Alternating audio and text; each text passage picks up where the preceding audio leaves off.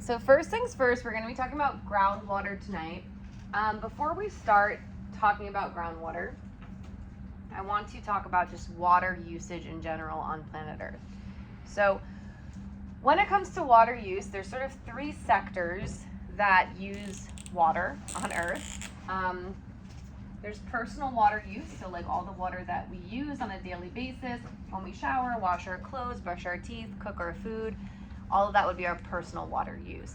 Any water you're coming into direct contact with every day. Then industry uses some water along with agriculture.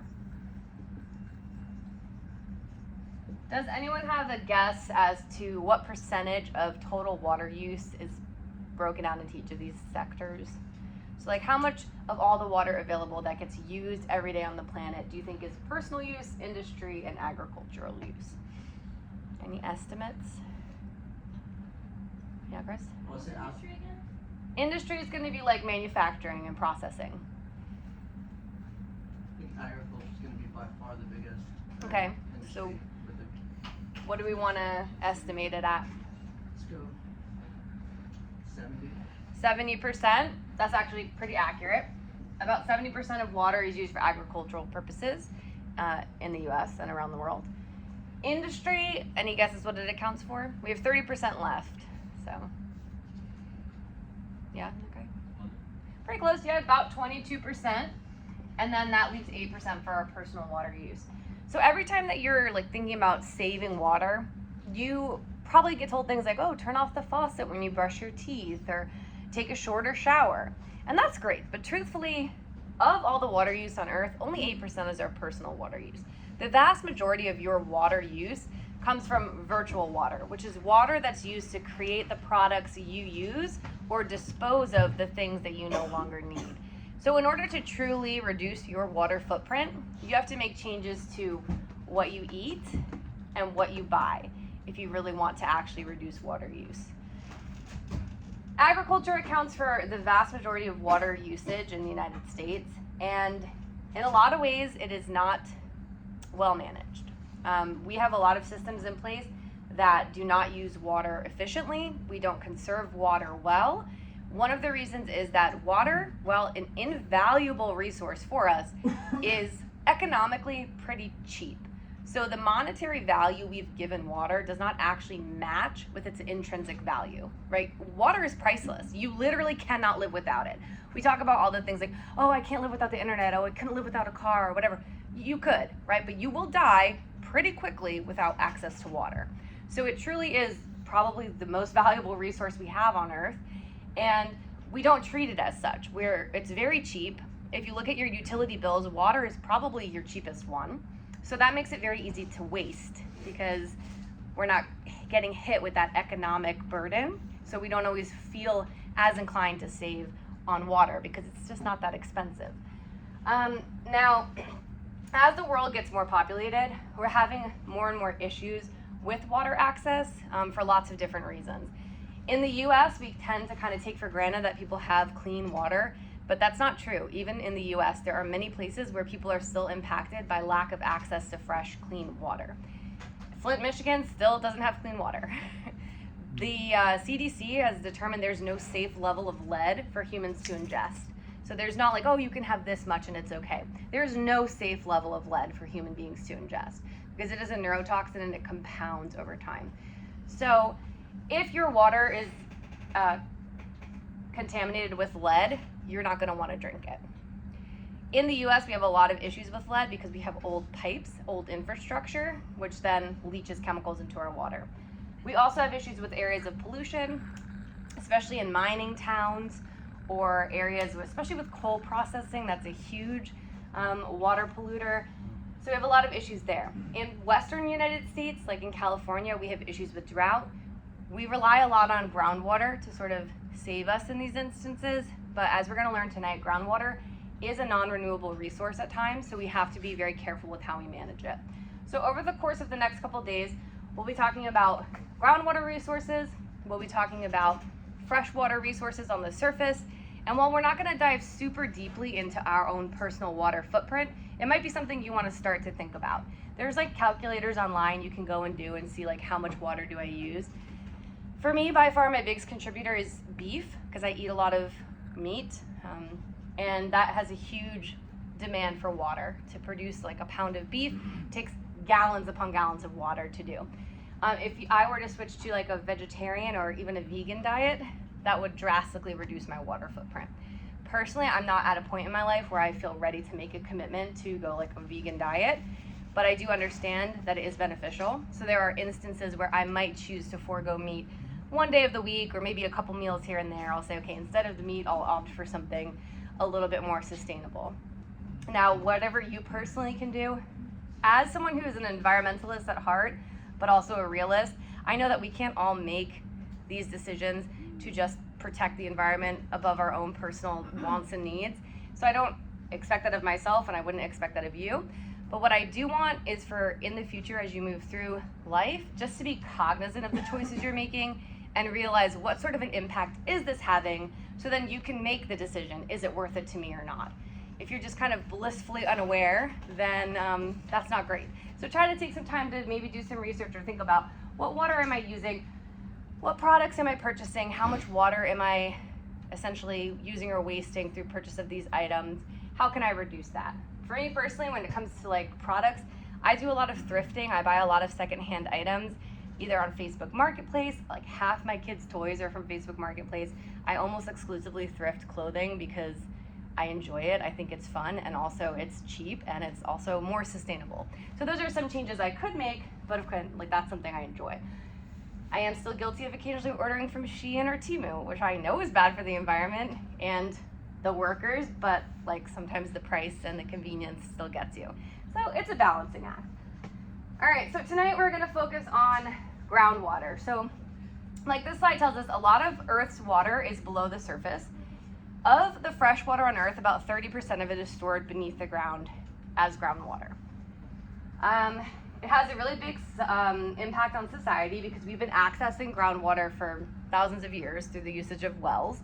So we've been able to colonize places that otherwise wouldn't have been habitable for us because there's no access to fresh water at the surface.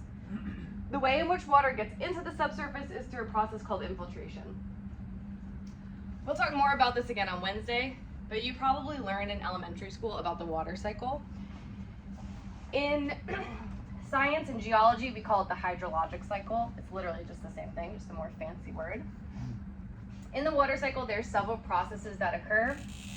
We look at water, which is part of the hydrosphere, in all of its different forms.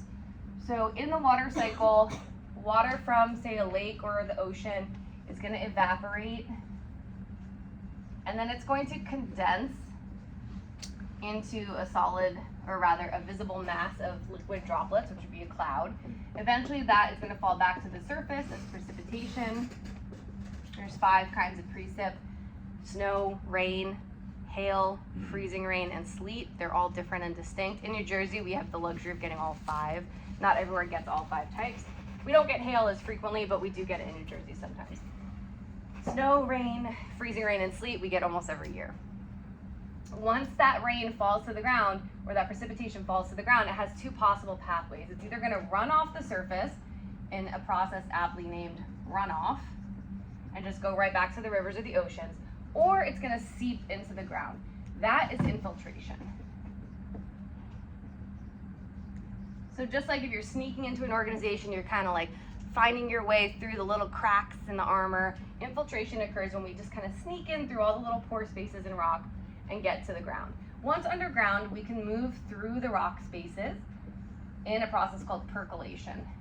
Just like water percolates through your coffee maker and then eventually collects all the flavor as it goes through, water percolates underground.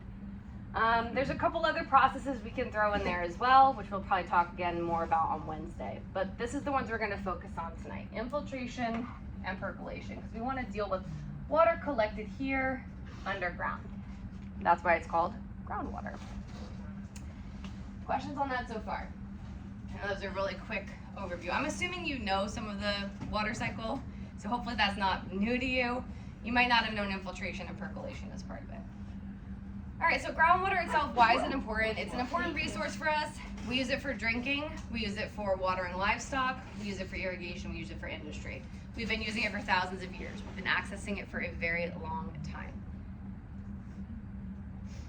Now, the precipitation that falls to Earth's surface, some of it will enter the subsurface via infiltration. Different factors will influence how much water actually soaks into the ground. That's going to include what the ground cover is.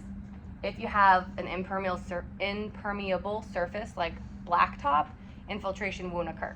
Right?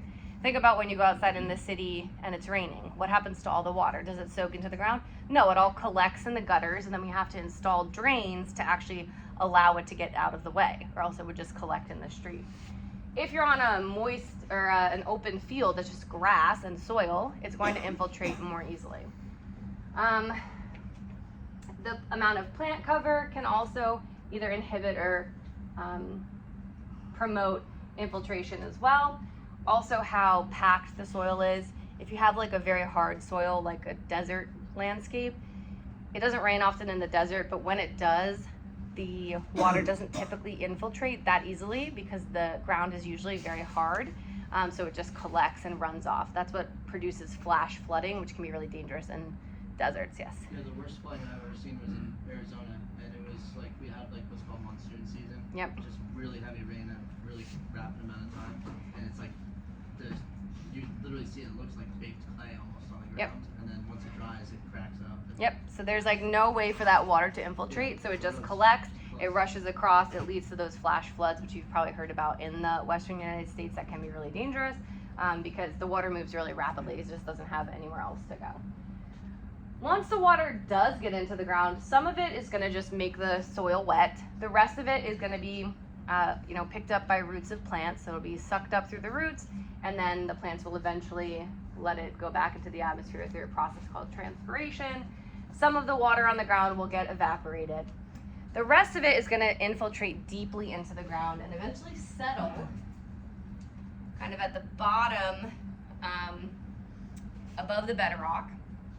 And that water that collects underground in the subsurface, filling up all of the different holes in the rocks or all the different pore spaces between sediment grains, that's going to be groundwater. And we're going to learn a lot of vocab in this lecture as well. The rock that stores groundwater is called an aquifer. So a lot of times when I hear people refer to this word, they want to call it an aquifer with like an extra I. It's just aquifer. So the whole rock unit is called the aquifer. And when we're talking about an aquifer, we're going to be talking about two characteristics, porosity and permeability. So we're going to look at both of them now. Certain rocks are better at storing water than others, and it depends on these two characteristics. The first is porosity. The definition of porosity is the amount of open space in the rock. So how many air bubbles exist? How porous is this rock? Only a very small amount of the global groundwater flows in subterranean rivers or lakes. Most of it is stuck in pores or small spaces within rocks. Porosity refers to the total volume of a rock that's empty space. It's usually quoted as a percent. So like 25% porosity, 75% porosity. Here's how much empty space is in this rock. The porosity of the rock is the percentage of rock that's empty space, and it greatly varies between different types of rocks. Now, hopefully at this point, we have a pretty good understanding of how rocks form. So we would hopefully kind of predict that things like metamorphic rock and igneous rock are unlikely to have high porosity because the way in which they form is through like crystallization of their minerals, either from magma or from being exposed to extreme heat and pressure. So since they're formed from like interlocking crystals, it's unlikely there's going to be a lot of empty space. It pretty much all gets filled in. That's what makes these rocks really durable and hard, and it doesn't leave much porosity. So like these granites and this marble are going to have like less than 1% porosity, almost no empty space. So what does that leave us with? Sedimentary rock. Sedimentary rock forms in different ways. Sometimes it forms chemically. A lot of times it forms from other rocks being sort of glued together. If you take a bunch of other rocks and squish them together, depending on the size of those rocks, you're likely to have a lot of empty space because not all the particles are going to fit perfectly together. Here we have an example of an unconglomerate. we know that not an unconglomerate, a conglomerate, they're saying it's an unconformity in this one. So the conglomerate itself, we know is poorly sorted. That's sort of the definition of a conglomerate. As such, it allows for a lot of space in the pore spaces in between the rocks. We have here a poorly sorted sandstone. This one is going to have a little less porosity, a little bit lower porosity, because the tiny little grains are going to fill in some of the empty spaces between the larger grains. Here we have a well-sorted sandstone, so that means that every single grain in that rock is about the size of sand. As such, it's harder for them to interlock completely, so it leaves more empty space, like you can see in this picture. So all of that can get filled in with water. So a well-sorted sandstone can have up to 30% porosity. Something like limestone depends on how it forms. Initially, limestone might have a low porosity, but over time, because it's very susceptible to chemical weathering, open space can start to occur because some of the other rock gets weathered and broken down, leaving open spaces. Like this one has cavities that live up to 25% porosity. Yes? Isn't that why a lot of with lime mortar based buildings, like a lot of them erode, or they look in worse condition than, say, like Roman buildings that were hundreds of years earlier? Yeah, so limestone is always going to be very susceptible to weathering, so it's going to break down pretty easily, and it's going to show evidence of that very easily. So what I just described to you, this idea that limestone itself initially might not have high porosity, but later on it can develop, that's called secondary porosity. So primary porosity is what occurs when the rock first forms, and it's based on the space between the grains. If it's a fine grain sediment, it's going to have lower porosity because the little grains fill in the spaces. Crystalline rocks have very low porosity. Now, secondary porosity occurs as new pore spaces get created in the rocks at some time later on. So after the rocks are formed and they're exposed to weathering, they might start to break down to such an extent that now they have empty space that they didn't have before. Because of secondary porosity, any rock could potentially store water and have some porosity. It's more likely in sedimentary rocks, less likely in igneous and metamorphic. And that's just showing us the difference between a rock with tiny particles and one that doesn't have those. All right, so the next factor we look at when talking about our aquifer, in addition to porosity, is permeability. So permeability is defined as the interconnectedness between open spaces in a rock. So in order for groundwater to flow, you need permeability within your rock. You need to have these open spaces actually connected to one another, so there's a pathway or a conduit for the water to flow through. Right? If solid rock completely surrounds a water-filled pore, then the water cannot flow, like we see in the top picture. For groundwater to flow, pore spaces must be interconnected. The ability of a rock to allow fluids to flow through interconnected networks is known as permeability. If a rock has high porosity, it does not necessarily have high permeability. The pores have to connect in order for water to flow. Permeability will depend on how many channels you have available for the water to move through, how large those channels are, and how straight they are. Reducing any number of this, making there less pathways, smaller pathways, or more curved pathways are going to decrease permeability because it's harder for water to flow through small curved spaces. It's easier for it to flow through straight open channels. So think of permeability like hallways and porosity like rooms. If I had a building with 100 rooms but 0 hallways, it would be pretty hard to get around within. If I had a building with 100 rooms and hallways connecting each one, I could very easily travel through. So that's this general idea. You don't need to have both. You could have a porous rock that has low permeability, but typically you wouldn't really have a rock with high permeability with low porosity. But you definitely need to have interconnectedness for the water to flow. Otherwise it just gets trapped. All right? So the more easily the water moves, the more permeable the rock is. If the rock does not allow for water to move at all, we would say it's impermeable. Okay, here's a few other definitions and vocabulary terms that we're going to look at. So the people who study this are called hydrogeologists. They look at the different types of rock bodies, see how much water is flowing through, how quickly it's flowing through, all of these things. The rock body that easily transmits water and where groundwater is stored is called an aquifer. If a rock does not transmit water easily, it's called an aquitard. And if it completely precludes the motion of water, it's called an aquiclude. So that's the terms that we have there. A confined aquifer is one, or rather an unconfined aquifer is one that has direct access to the surface. So in this picture here, this is an unconfined aquifer. It can be recharged from precipitation, and then we can draw away water through wells or through springs or other natural means. Water here can be quickly recharged from atmospheric or meteoric water. So when it rains, it's going to pour right into this unconfined aquifer. A confined aquifer is one that's trapped below either an aquitard or an aquiclude. So it has some sort of impermeable surface above it, so the water is sort of trapped deeper below. Yes? So, as an unconfined aquifer, it's obviously it's slower, but it can still seep down over time. Does that increase the speed of flow for the confined aquifer? In this instance, Yeah, like over time, so say like thousands of years pass or however much time it takes, and since I'm guessing that like because of gravity, it's not going to go up as easily back through the aquitard. So it's not going to go through this at all. So if you're in a confined aquifer, you would have separate flow rates. These are going to act independently So of it's each other. increasing volume basically as over time, but it's still kept within that container or space.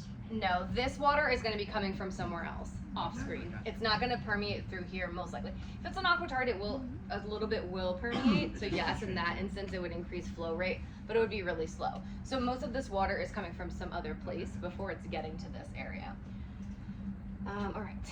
So that is some of our vocabulary terms you're going to want to know before your next exam in a few weeks. All right, other terms. The portion of the subsurface where some of the pores are filled with just air is called the unsaturated zone, or sometimes we refer to it as the zone of aeration.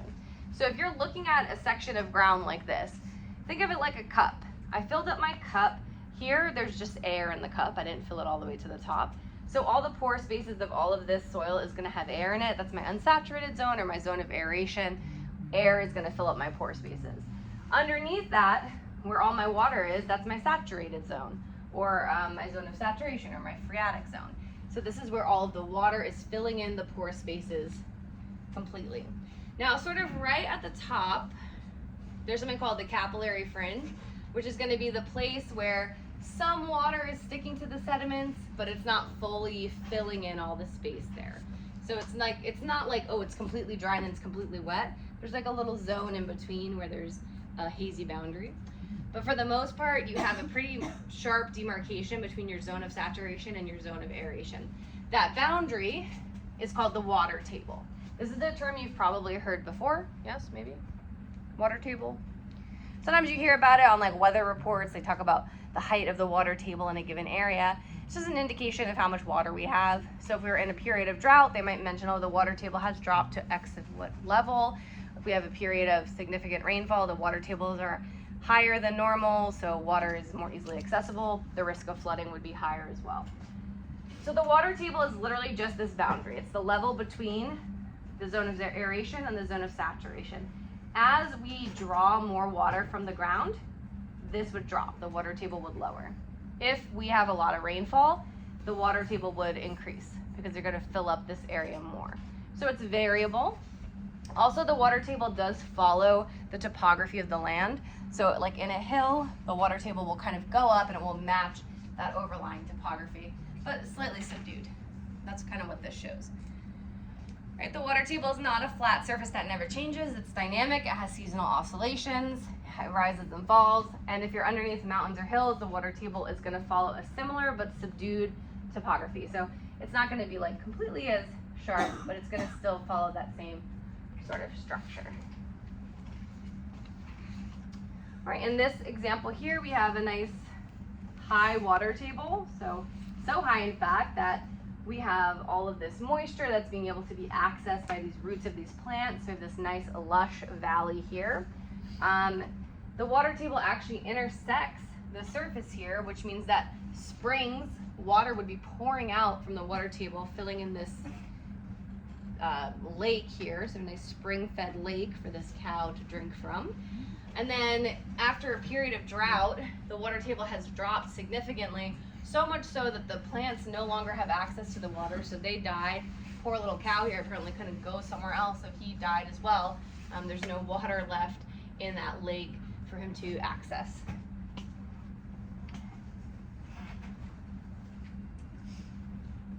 Now, in certain areas, you may have what's called a perched water table. This is an area where, because of some sort of impermeable feature within the aquifer, some water gets sort of trapped up above, and then you can access it a little bit more easily than maybe what's underneath. So this can also, like we said, form springs. Anywhere that the water table intersects the surface, you can form springs where groundwater just naturally spills out back onto the surface. And we'll look at that in a couple slides as well. All right. So anytime that you have something like this, just a little extra collection of water up above the actual water table, it would be known as a perched water table because it's sitting up above. Yes? So, I had a great uncle who I never met, but he was able to use like 2 metal rods or something like that to like locate groundwater below the surface and dig an entire well system from that. Yes. They're called sounding rods. I don't know exactly what the mechanics are for how they work, but yes, that is something that you can do. Digging wells is expensive, so a lot of times when they used to dig wells, people who dug the wells were like, I'm not guaranteeing I'm getting water. You tell me where to dig and I'll dig, and if we don't get water, that's on you. So you as the property owner would have to figure out exactly where you want them to dig, because now we have more technology that can kind of see underground, but a while ago we did it obviously. Yeah. Because he could use either a tree branch or like a like 2 metal rods and stuff like that, and I can actually do some of the same thing. Yeah. So It's pretty cool. Yeah, so that's a good skill. Zombie apocalypse comes, go to Laura, she knows how to find water. Darren is again. Could enough confined aquifers affect water levels? Could unconfined? Confined. Like in what context? Like affect what water levels? Of the earth. Like of the ocean, like Yeah, the the sea earth. level? I mean, so all of Earth's water is continually a part of this cycle, right? So some of it is stored underground. If it were to move back to the surface, it would increase sea levels, but it doesn't move quickly to the surface. Eventually it can get drawn back up, but if you're deep enough underground, that water can stay for tens of thousands of years before it makes it back up into the cycle. All right, next up we're looking at, this is essentially what Darren was kind of asking about, recharge and discharge. So groundwater flows downwards in areas of recharge and upwards in areas of discharge. The reason that it flows is because of something known as hydraulic head. So the water has pressure that's applied because of the weight of overlying water. So depending on the topography of the area, that hydraulic head can actually cause water to rise under its own pressure. Yes? Are all springs naturally clean water? Yes. Does the sediments and everything in the ground almost purify the water? Does purify it, yeah. Wow. They filter out everything. So if you're like on a hike and you see fresh flowing water from a hillside, you can drink that confidently and not get sick. That water is fresh. When you get like spring water that you buy bottled, that's where it comes from. The ground naturally filters it because the pore spaces are so small that any pathogens or other contaminants would get filtered out. They can't fit through. If you find like river water or stagnant water, definitely don't drink that. You will probably get like dysentery or some other disease and die. It's like directly coming out of the hill. If you see it flowing from a riverside, Yeah. yeah. You want as close to you can as- Not like a river flowing, but literally like a ground, like you see the ground and you see water trickling out the side of a hill, that's good to drink. Once it goes down in the river. Yeah, once it gets into the river, don't Got trust dead it. things in there, like, Don't drink it. Yeah, it's really nasty. Yeah, jar- Or get one of those life straws and then you can drink any water. I watched Hatchet. You I watched read the it. book. I read the book. All right, so hydraulic head is the measure of potential energy that is able to drive the flow of a given volume of groundwater. Groundwater flows from locations of high hydraulic head to locations of low hydraulic head. So we're going to learn a little bit of the different formulas that can calculate groundwater flow rate. It's a little outside of our scope, so I'm not going to have you do this, but just kind of for your information. In an unconfined aquifer, hydraulic head is equivalent to the weight of water above it. It's sort of analogous to air pressure. You have this column of water on top of you, so whatever's at the bottom, you're going to have the weight of all that water pushing down on you. water is always going to flow from areas of high hydraulic head to low. In a confined aquifer, hydraulic head is measured by drilling holes into the ground and measuring the level to which the water fills the hole. Hydraulic gradient is the change in head from one location to another. So you can look at areas like this are going to have higher hydraulic heads, so it's going to flow in this direction.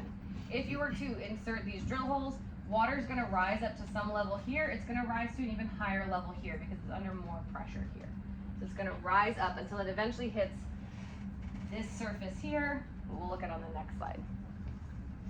Now you've probably kind of seen this in action yourself.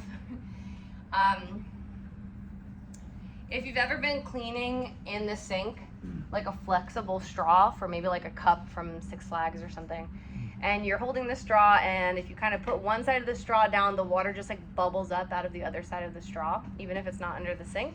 If you have any sort of rubber tubing, you could do this at home. You can fill up your tube till it's completely full, and you hold it like a U shape, and the water stays inside. As soon as you lower one side, the water starts to spill out of that lowered side, and that's the same process that occurs in nature as well. So this is Darcy's law. Like I said, we're not going to be asked to use this in any of our labs, but this is just sort of for your information. If we took a class in hydrology, this is what we would work on doing. So Darcy created this law. It tells us if we know the hydraulic gradient and the hydraulic conductivity, which is a constant for any given type of material, the area through which the water that is flowing, the cross-sectional area as A, we can calculate the amount of discharge. So discharge is how much water moves past an area in a certain time frame. So we can calculate that as long as we know the hydraulic gradient, hydraulic conductivity, and the cross-sectional area of the region. With all of that data, we can, manipulate this equation in any way to get any of those isolated variables. Sometimes we simplify this and just say discharge is going to equal slope of the water table times permeability of the surface. The permeability would help to determine the hydraulic conductivity. Yes? So in a hydroelectric dam, are like those circles at the very top on the inner part, is like where the water comes in and then falls down? And I think it uses the force to generate power when it comes down. In a hydroelectric dam? Yeah, like so say it's curved like this, the water's like sitting here and then it has holes spacing it. Yeah, so I know they have like release valves on dams. I don't know specifically the mechanisms for how dams function. I've been to like one dam in my life, the Hoover Dam. But yes, I would imagine, but typically that's just controlled through pumps. So they're gonna open and release as they want, and then whenever they're releasing water, that's what's gonna power and produce electricity. It's the movement of the water through. They want control over it It's basically. basically Yes, they control it because if you don't control the release, you're gonna just cause like a lot of damage downstream. Darcy's law is like basically what happens when you use a siphon for anything. Sort of the same idea, yes. All right, so how fast does our groundwater move? So just to give you some perspective, water in ocean currents can move about 2 miles per hour. In a river, you can move up to almost 20 miles per hour. Groundwater moves approximately 0.01 to 1.4 meters per day, which is approximately 400 to 500 meters in a year. So it moves really slowly, and the reason is the conduits are really small, they're curved, it has to flow in these really crooked paths, it's being met with friction as it goes around every turn in all of these pore spaces. So we can measure it by injecting tracers into the groundwater. That could be a dye or a radioactive element or some sort of bacteria, and we can watch it as it moves through. Just like if you've ever gotten like, sometimes you have to take like an MRI with contrast or something, they put like that dye into you and they look at how it travels through your body. The same thing that we do here. We put some sort of tracer in the water and then we can watch as it moves through. Some groundwater could emerge after months or years, but if it's deep enough, it can take thousands of years before it will emerge. So when it comes to the hydrologic cycle, the surface processes like evap, condensation, precipitation, those are occurring constantly. And we see their effects daily. We see cloud formation, we see precipitation, almost every day we see that happening here in New Jersey at least, right? We see some crazy clouds tonight. Did you guys see those big clouds? Yeah. They were like rolling in. I was like, okay, it's like a lot of cloud formation happening tonight. Obviously we had a ton of rain the other day. So like these processes are quick. They occur on the order of hours to days. These ones in the ground, years to centuries to millennia. So just much longer and slower processes. It was raining cats and dogs on mischief night. Yeah, it was crazy. All right, so how do we access groundwater? We obviously use wells to get groundwater. Groundwater is really important to society because there's a lot of places on Earth where we don't have access to fresh surface water, so we need to access groundwater in order to sustain our society. We can do it naturally through springs where groundwater just bubbles out, or we can construct wells. Ordinary wells penetrate to a depth below the water table, and the aquifer just allows access to water. And then we can either just scoop it out, lower a bucket there, collect the water, pull it out, or we use pumps to electronically or mechanically bring it up to the surface. So we can do it in either way. Okay, obviously here we're using a manual well, throwing our bucket in, collecting water, carrying it in these basins back to wherever they need it. Here we're using a pump to just get the water and pull it up to where we want it. Either way, these wells have to be down below the water table in order to get at the water. All right, now there's some potential issues that can occur with groundwater extraction. When a well is drilled, typically we try to make it as shallow as possible because it's a very expensive process to drill a well. So if the water level's here, and let's say this is our historically low water table, so we know the water table will pretty much always be above this in this area. So when we drill our well, we're just drilling it right below, so we know we're always going to have access to water. That's all fine and well, but then I decide on my farm here to install a much larger well over here to irrigate my crops because we know agriculture takes so much more than personal water use. When I start to pump, the area right around my well is going to be reduced because the well is going to be drawing water out of that area more quickly than it's being recharged. So it creates something called the cone of depression right around where the well is itself. And if you're very near to a very large well, that can create a very large cone of depression, which can lower water tables so much that your well then is no longer deep enough to function. So your well runs dry. So this person did not really plan well, no pun intended, when they designed the placement of their wells, and now they're able to irrigate their crops, but they don't have any water for their home. So when you're drilling, you have to think a lot about the flow rate in the aquifer, the pumping rate of nearby wells, how quickly is this water being drawn out, not just by me, but by my neighbors as well. How is the water moving? What direction is it traveling? How quickly does it recharge? Where can I put my well that's going to allow me to access water continuously? Because once my well runs dry, I'm probably gonna have to get a new one. It's gonna be very expensive to do. All right, this next thing we're gonna talk about are called artesian wells. So in some places, groundwater does not need to be pumped out of a well. If water freely flows out of a well, it's called a flowing artesian well. We can look at city water supplies to get an idea of how this occurs. Cities first pump water from local aquifers into a high reservoir tank. So you guys have probably seen water towers before, right? If you're like me as a kid, I was always like, what is that? I was like, just keep all our water in there? I never really knew what it was for. Just like a big tank with a bunch of water. And the answer is, yeah, it is. And the reason is because we pump all this water into the water tower, or the big water tank, and typically it's going to be the highest thing in your city. Your water tower is going to be up above your houses. And that is because it creates what is known as the pointimetric surface, and that is the level to which water will rise under its own pressure. So if you have this big collection of water up high, and then you have pipes leading from it to smaller houses, when you turn on a faucet in those houses, the water will, under its own weight, naturally rise. So instead of having to pump water individually to every single house, you just pump it all up into this tank, and then you allow the pressure of the water to help it flow freely into the homes nearby. All right, so the pressure in the elevated tank provides the push to make water rise out of the pipes of town. The level to which the water will rise is called the pointimetric surface.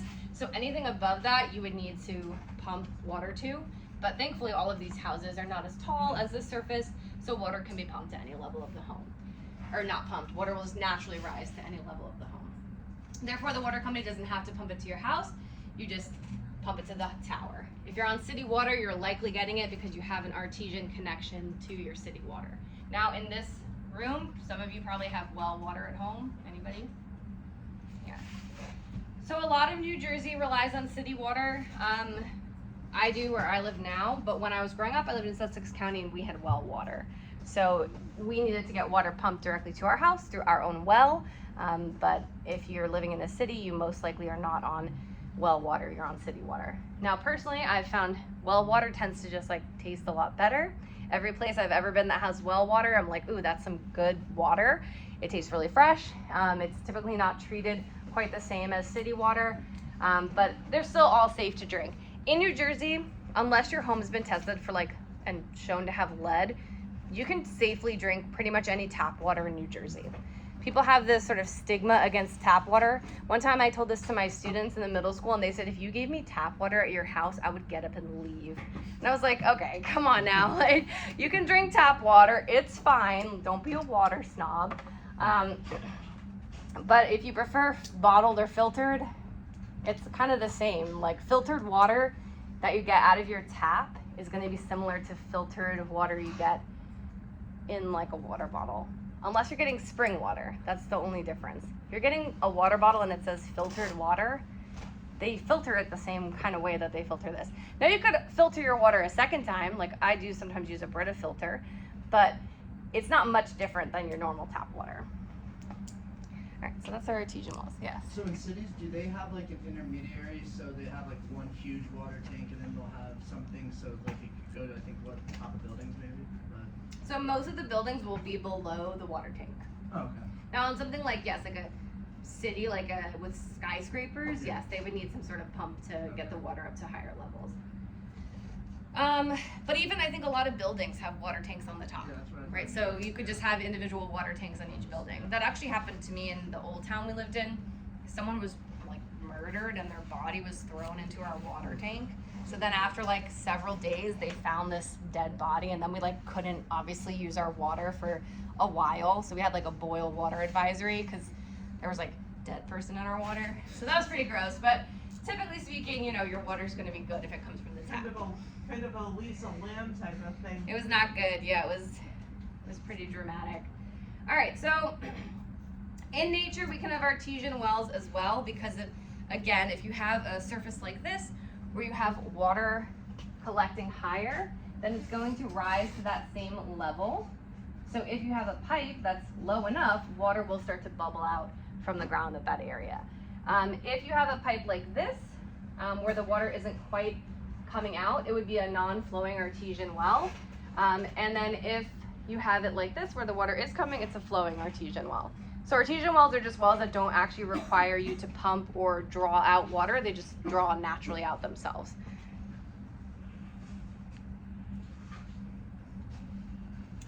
And then a spring, like I told you before, is a location where the water table intersects Earth's surface.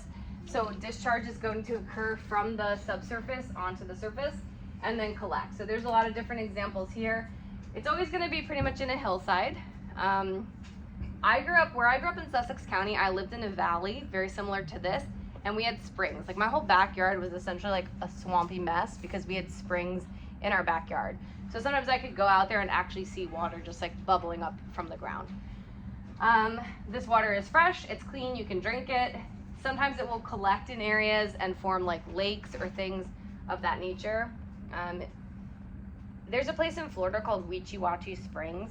I don't know if you guys have ever heard of it. It's like a big spring-fed lake, and they have like a whole show with mermaids that like do this really cool performance. That water is so clean. You can swim in that water, and like you open your eyes in the water, it's crystal clear. It doesn't even hurt your eyes or anything. It's really, really clean water. Now, I probably wouldn't drink the lake water because obviously people and animals are living and swimming in it. But if you went to the source where the spring is actively flowing, you could drink that water and feel good about it, not get sick. All right. An artesian spring is a natural feature while artesian wells are man-made. So I did say earlier, like artesian wells flow naturally, but they will have to be created by man. So like just shoving a pipe in the ground could produce an artesian well. An artesian spring would be what it's called when it just flows naturally without, you know, a pipe or anything else.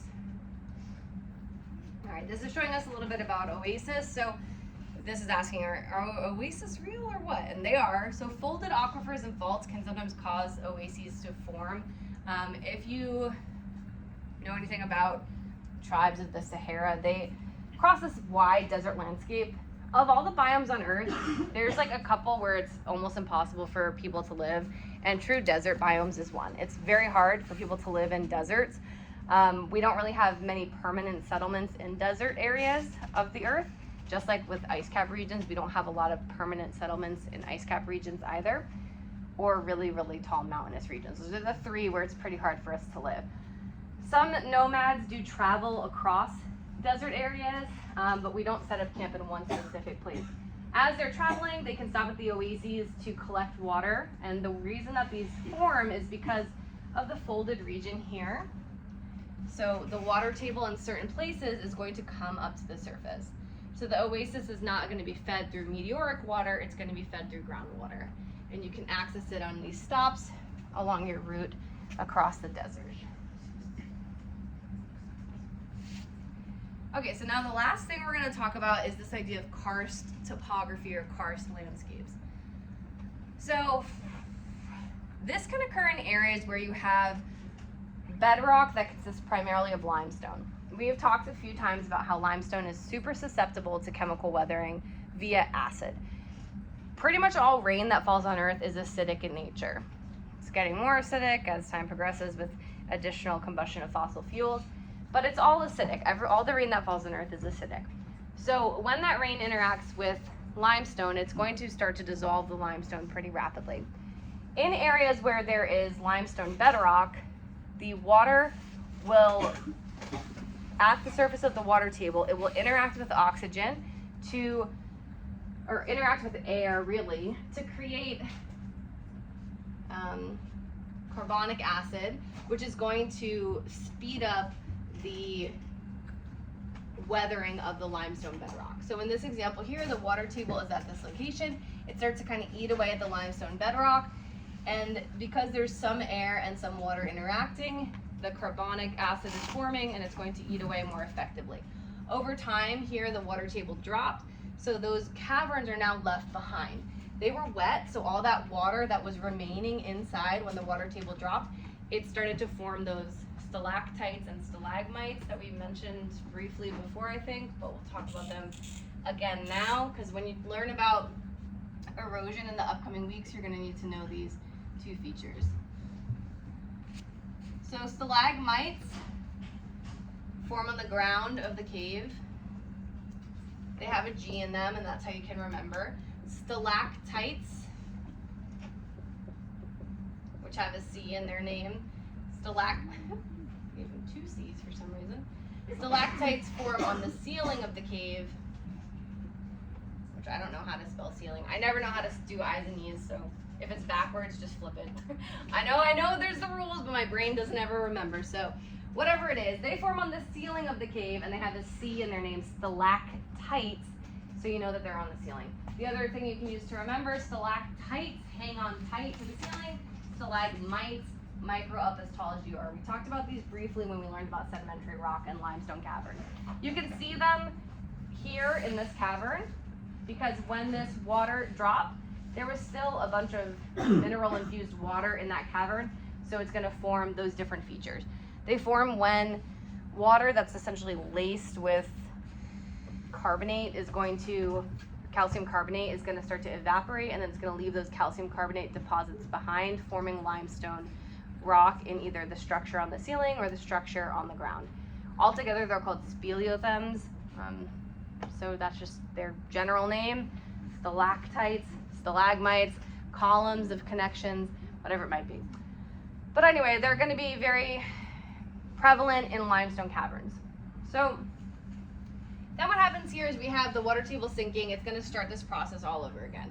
So now what's going on is we have all this land up here, and it used to be supported by solid bedrock, but now what is it supported by? Nothing. So it's going to start to collapse. It's going to fall in on itself because there's nothing here now really to hold up the ground above. So it's going to result in a few characteristic features, like sinkholes are going to be the big one, where the ground is going to just collapse in on itself. Sometimes you'll see water flowing into these areas called disappearing streams. And it's just because of the fact that we're undercutting the surface, so the caves start to collapse in on themselves, and then an area that has all these features is known as a karst landscape. This is something we see in the US and like Florida, for example. On the very first slide, we saw a picture of a place in Florida called Winter Park, and this is a place I learned about when I was a geology student. And basically what happened in Winter Park was they got this new mayor, and he was like, we're gonna build a really nice community swimming pool. And they were like, okay, great.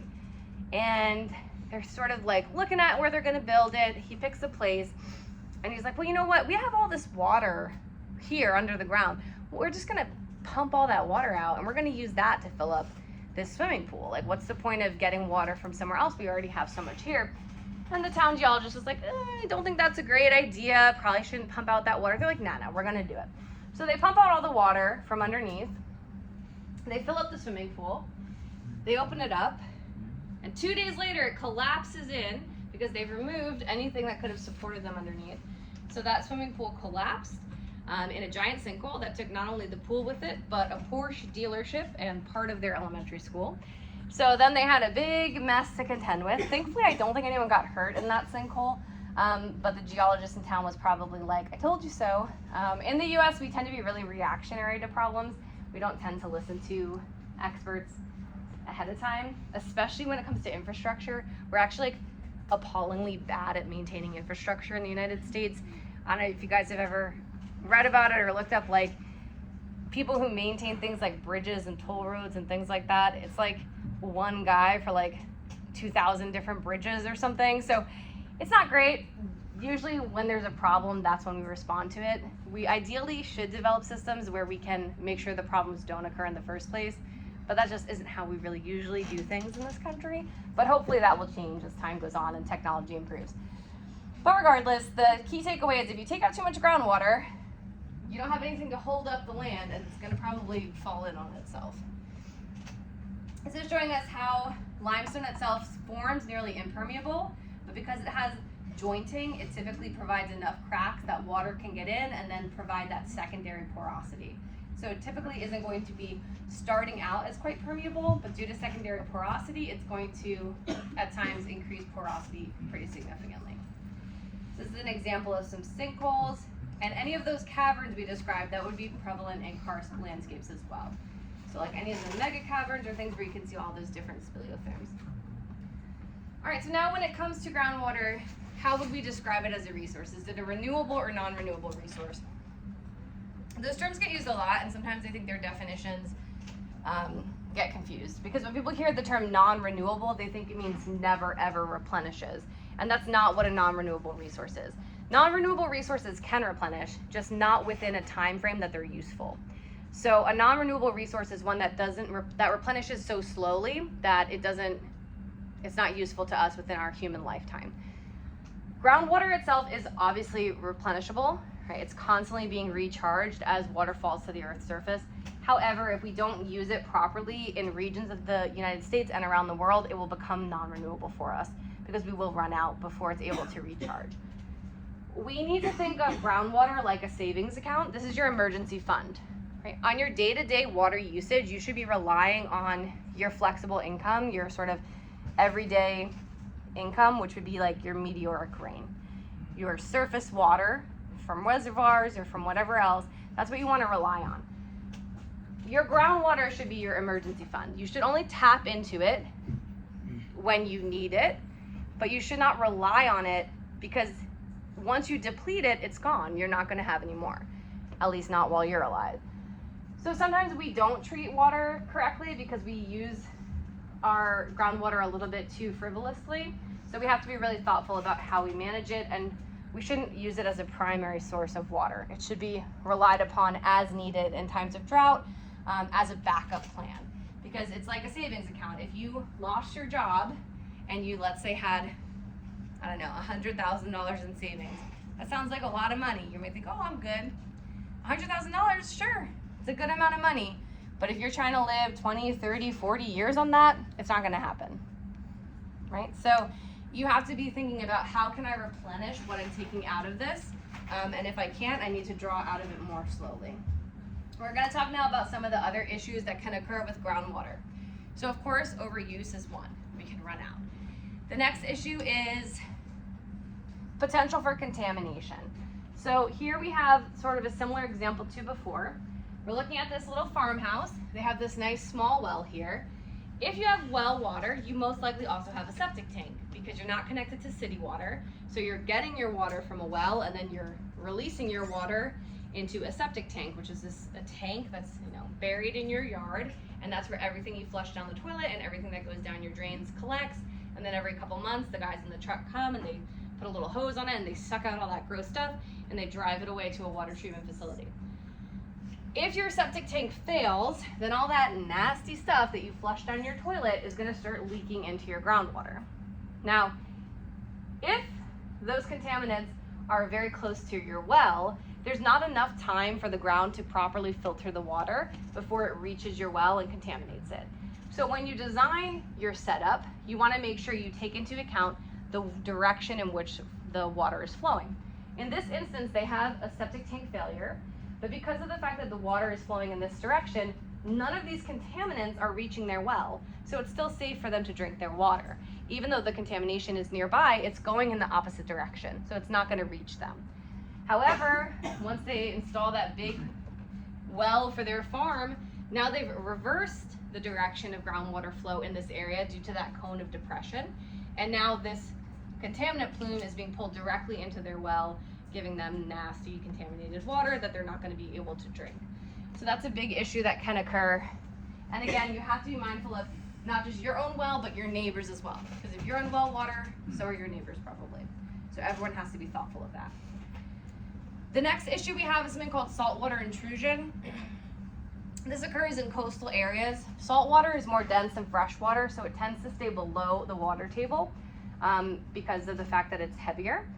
So if you have a small well, you can start to draw fresh water from this area, but if you're drawing too much water, then you're going to start to suck up this salty groundwater as well. Once saltwater intrusion occurs, salt gets into your wells. Typically, it's going to break your well. You're not going to be able to use that well anymore. So this would be an issue in areas like Florida, especially, where you have ocean on both sides. It's really very easy for saltwater to intrude in these areas because you have fresh water, but you have so much salty water around you that you're going to just start to draw it in from all directions. So if you're in a coastal area, that's something you have to be mindful of.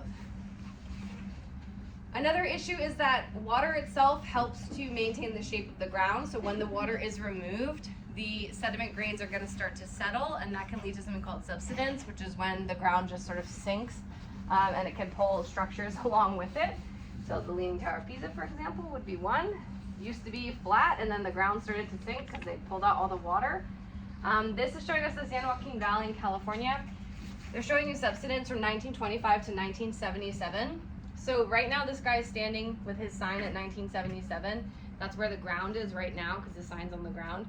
This is where the ground would have been in 1955, and that's where the ground was in 1925. So they had significant droppage of the land in those about 50 years or so, because in California we rely on our groundwater a lot. Same thing can happen here. You can start to have subsidence of the land. Unfortunately for this person, their house was a victim of that as well. So yeah, it's just gonna settle deeper into the ground. Think about any time you've seen like anything that's been dehydrated. If you remove the water, it's obviously water takes up space. So if you remove that water, it's gonna shrink down and deform the shape of whatever it was. All right, any questions about groundwater? Okay. So it's about 6:42 right now. We're gonna take about a 15-minute break. So right before 7, we'll